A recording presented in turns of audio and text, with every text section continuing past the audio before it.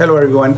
I am planning to do a short series of a video mostly for beginners dealing with basic steps in keeping your fish healthy in an aquarium.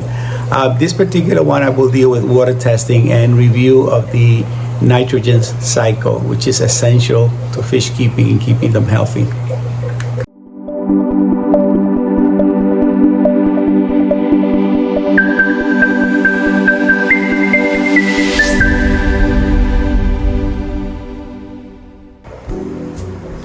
This is Bethany.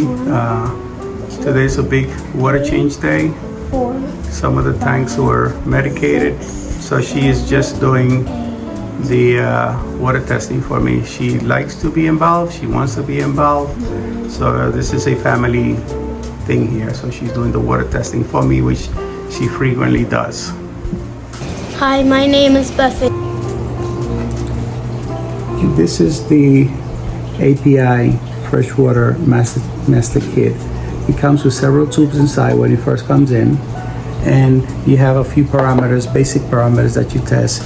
pH for a low range and a high range. You can follow the instructions for that. I'm not going to demonstrate that one because I occasionally would test a pH. For me, pH water in this area is about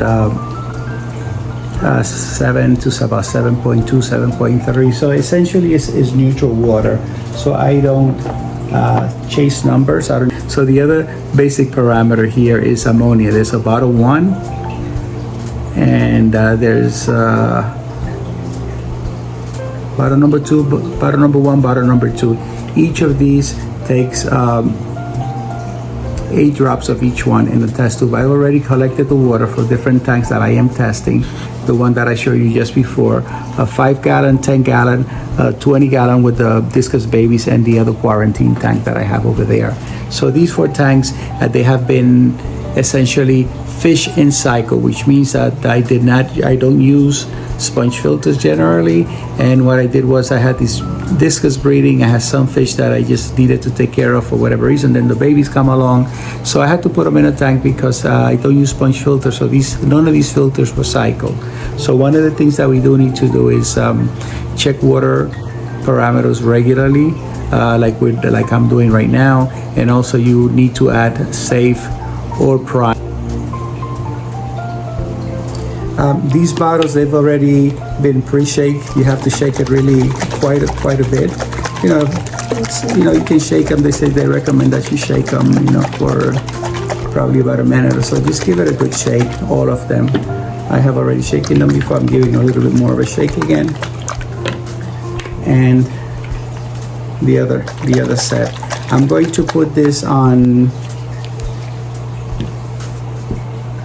time lapse, so you don't have to really wait all this time. It takes about 5 to 10 minutes before you can get the actual reading.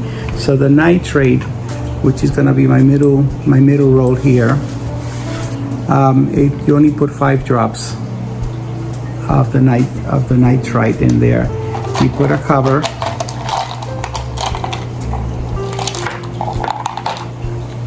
put a cap on each tube, give it a few shakes, let it sit until the color develops. Okay, the ammonia, you add 8 drops of one, then 8 drops of the second one. Again, cover it, shake it up. The nitrates of bottle 1 and bottle 2, you put 10 drops and 10 drops. You shake it and wait for it to develop. I'm going to add all the drops, but I'm going to do it on time lapse so that you don't have to sit through most of that stuff.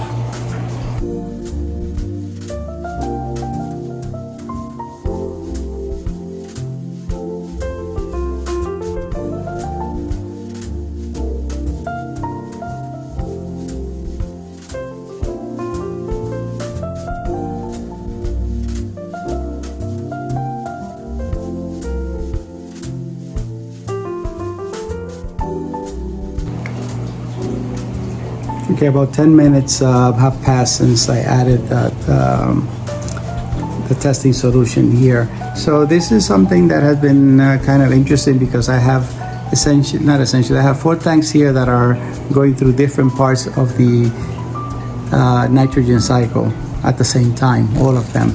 Because one tank is a quarantine tank right now, I had a breeding pair in there. After the babies were like about a month, I separated them from the parents, and I kept them there because I was doing some metro treatment, metronidazole, and an anti-parasite medication. So I kept them in the tank, and then I'm using it now as a quarantine tank for other fish. So I don't use sponge filters in general. I've never used them before, but I have them here.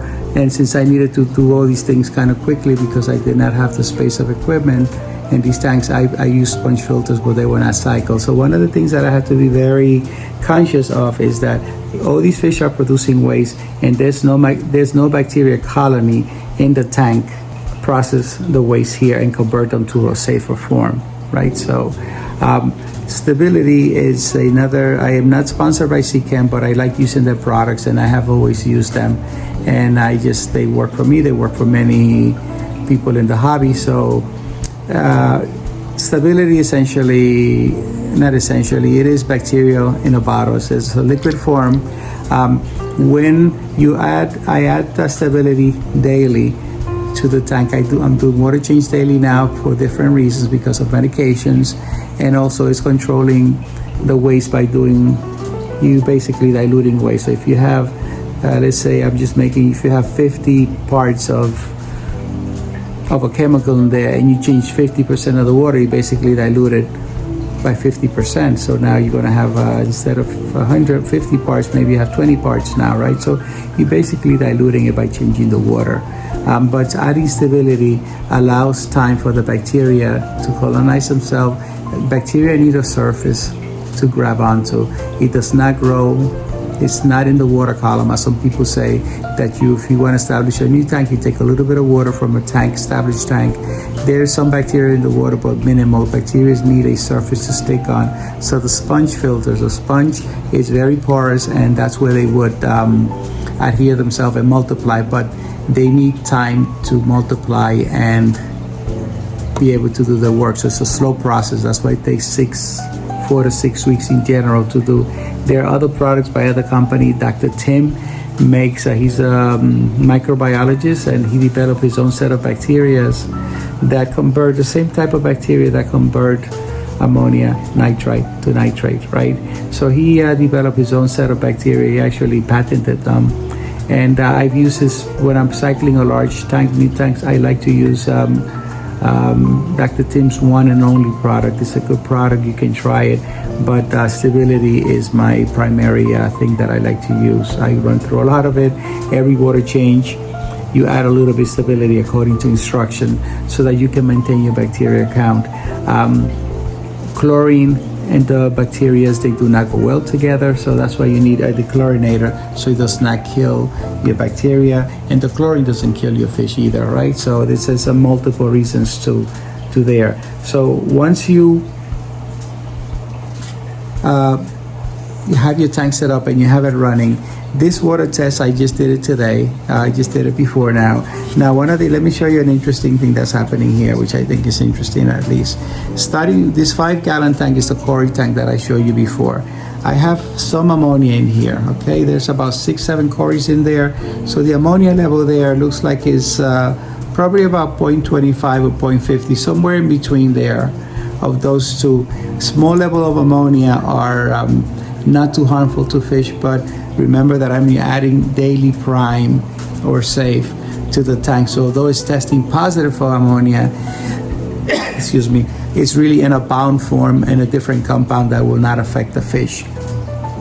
So this can be harmful to your fish, but again, it's not in a form that is affecting, and I'm about to do water change on them anyway. Again, this is for the 4 small tanks. Nitrite, which is the next compound that is going to go to, is negative. So excuse me, the bacteria have not started to convert to nitrite yet. So there's no nitrite, and there is also no nitrate, is negative. So I expect this to, in a few days or maybe a week or so, to start converting to nitrite, and then later to nitrate. Nitrate I may never see, because since I'm doing the daily water changes, the nitrate is removed by water changes. That's primarily the way you get rid of nitrate. Now this 10 This is just strictly a small sponge filter, which I've not added a sponge filter that has some filter biological pebbles or filter media at the bottom of the tank. The reason why I did that, and I bought her some other for another tank, was because I noticed that this 10 gallon tank, small for two large breeding discus, they're like 6 plus inch discus, they're too large when they were breeding there, and I had them in there. Now these two fish produce a lot of waste. So initially I have very high ammonia levels. Right now that tank is on 0 ammonia, okay? Eventually the ammonia goes away because now the ammonia, the bacteria are handling the waste and converting it to nitrate. So I had pretty much very dark, somewhere at the bottom here, very dark nitrite levels because the converting bacteria were taking the ammonia to nitrite. So now this tank is 0 nitrate, so it converted completely. So the bacteria on that small filter for that 10-gallon tank is a very small sponge filter, but the difference in that filter is that it has biological media. The bacteria, they need a porous substance to adhere to. The more porous it is, the better. And a lot of this biological filter media that I use are very porous. So there's a lot of surface area for the bacteria to cling on to and divide and multiply and do their job. So if you have one bacteria doing a job for a large tank, it's going to be very different than thousands of bacteria working on these compounds to convert them to a safe place. And I don't have any nitrates here either, so it's also negative. So this 10-gallon tank is completely cycled. The filter is cycled, right?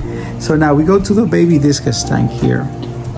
That one is strictly a sponge filter, no biological media, right? Which is mostly mechanical. But once the bacteria establish themselves in the sponge, because it's a very porous, large surface area, that's your biological media that we're adding. So it's the bacteria is your biological media. It's on a surface now in a sponge filter. So that one, I had a little bit of ammonia before. Right now the ammonia is essentially is negligible. You cannot really see any ammonia. I had ammonia a few days ago in the discus baby tank. I had ammonia, but I know it's converted because of the prime and safe or safe is converted to a less toxic compound, although it may give you a positive test. But look what's happening now here. The nitrates is not converting to that one, but this one, the 10-gallon, did it much faster because he had a biological media in there, the little pebbles with the porous area for the bacteria to work on. So this one finished the cycle about a week ago.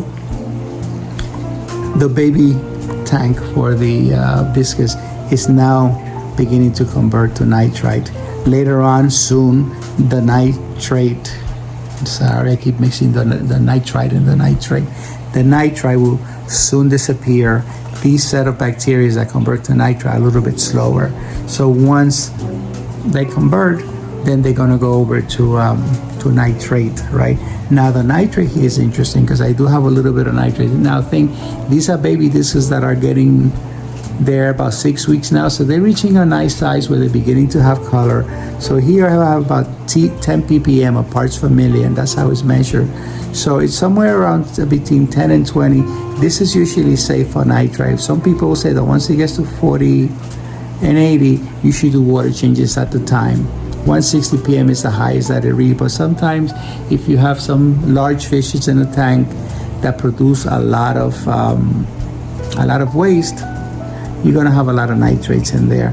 But this is beginning. It's a lot of babies. They're growing, they're eating, so it's beginning to show a little bit of nitrate here. Now remember what's happening also is that the reason a few days ago I didn't have any nitrates, but now you have bacteria that are converting nitrite to nitrates, which is beginning to show.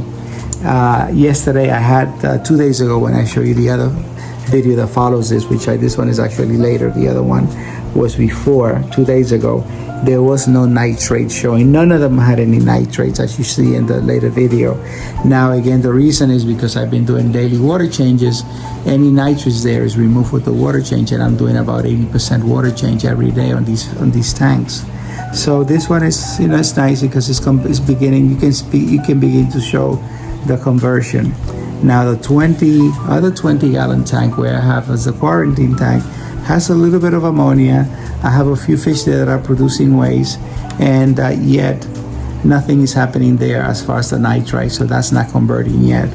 And there's no nitrates also because no nitrite to convert to nitrate, right? So this is a very good example because we have 4 tanks, each one going through the individual phases in the nitrogen cycle. Most of the time you see one tank and go slowly through it, but here we got a kind of an experiment by force, not by design, but just because that's the way it happened. But for me, it was very good experience also because I saw the difference between sponge filter without filter media or the ones that have biological pebbles and filter media for the biological filter. So you have a mechanical with the sponge plus biological, because once it adheres to there, then you also have the additional biological surface for the bacteria by adding material there. Chem Matrix was the one that I put in the larger of the 2 sponge filter that has space for biological media. I've been using Matrix. Again, Chem product is very porous, and they say great things about it, that it helps also to control your nitrates. So some people have studied it, they've checked it, and they say that it does help. In my case, it's hard for me to see because although I have many fish in each tank, they're overstocked, I don't have a nitrate issue. It's because of once a week water change that I generally do, but also the plants to help control. So I hope this sheds a little bit of light and makes it a little bit clearer, I hope. But the water testing, the nitrate, the nitrogen cycle is something that is going to keep coming around because it's one of the most basic thing about fish keeping. Thank you. Please subscribe, please share, hit the notification bell. I noticed that a lot of you have not subscribed. You do watch the videos, but you have not subscribed. Please subscribe. It will certainly help me and help the channel grow. Thank you again for watching.